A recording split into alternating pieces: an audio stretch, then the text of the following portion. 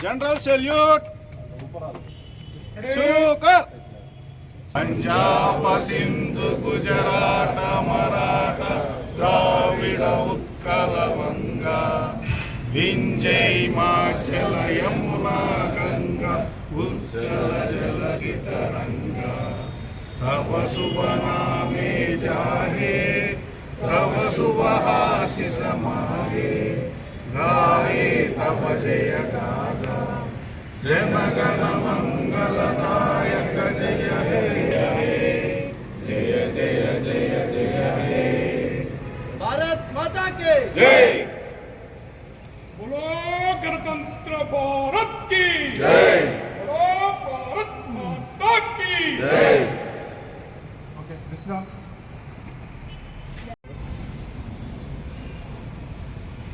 ఈ గణతంత్ర దినోత్సవం మనందరికీ తెలుసు. భారత రాజ్యాంగం అమల్లోకి వచ్చింది కాబట్టి అమల్లోకి వచ్చిన రోజు నుంచి మనం ఈ గణతంత్ర దినోత్సవాన్ని జరుపుకుంటుంటాం. ఎప్పుడైతే యాక్చువల్గా మనకు స్వతంత్రం వచ్చిందో ఏదైనా కూడా అధికారం రావడం ఒక ఎత్తు, దాన్ని కంటిన్యూ చేయడం కూడా ఇంకో ఎత్తు. ఏదైనా మనం బయట ఎక్కడ చూసినా కూడా ఎవరితో కొట్లాడి పోట్లాడి ఏదైనా తీసుకున్న తర్వాత కూడా దాన్ని సక్రమమైన మార్గంలో నడిపించడం అనేది కూడా చాలా ఇంపార్టెంట్. అంతకుముందు స్వతంత్రానికంటే ముందు మనకేముంటుండే చిన్న చిన్న రాజ్యాలు, వాటన్నిటిని బ్రిటిష్ వారి కంట్రోల్లో రూల్ చేయబడి ఉంటుండే. వచ్చిన తర్వాత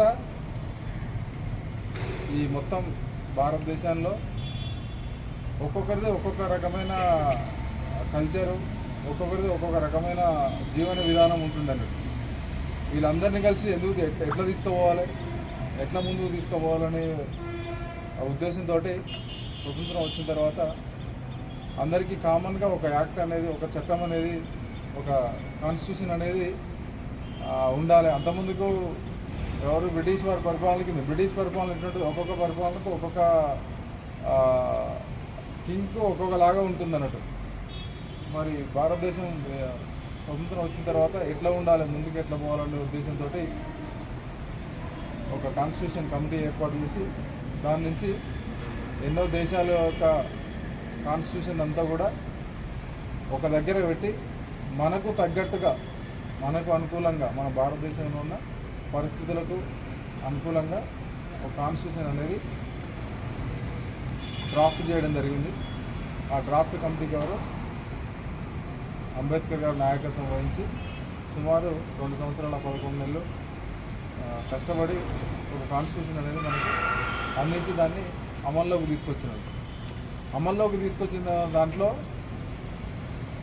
ఎస్పెషల్గా మనకి ఇక్కడ అమలు పరిచే విధానంలో ఎవరిది కీలక పాత్ర అంటే పోలీసుదే కీలక పాత్ర. కాన్స్టిట్యూషన్లో చాలా ఉంటాయి,